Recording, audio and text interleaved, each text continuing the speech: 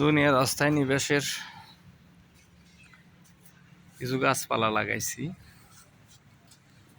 দেখুন ছোট ছোট কলটা ধরছে, করলা ধরছে,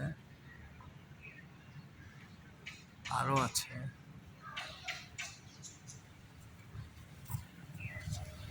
মানুর কাছে নিলে দেখেন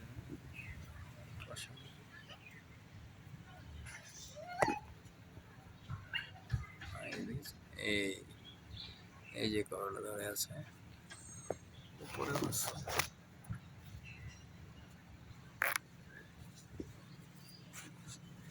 শিং গাছ লাগিয়েছি, এটা শিং গাছ।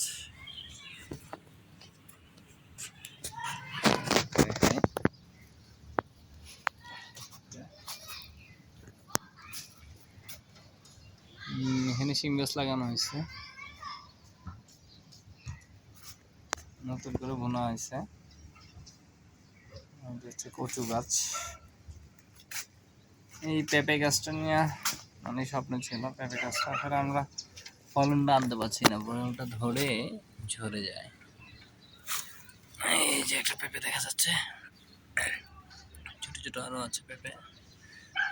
এটা আমরা প্রসেস করে কাটছিলাম, কেটে 3টা চারা বের করছি, কিন্তু এখন এটাতে ফলন বের করতে পারছি না। অভিজ্ঞতার পরামর্শ চাই।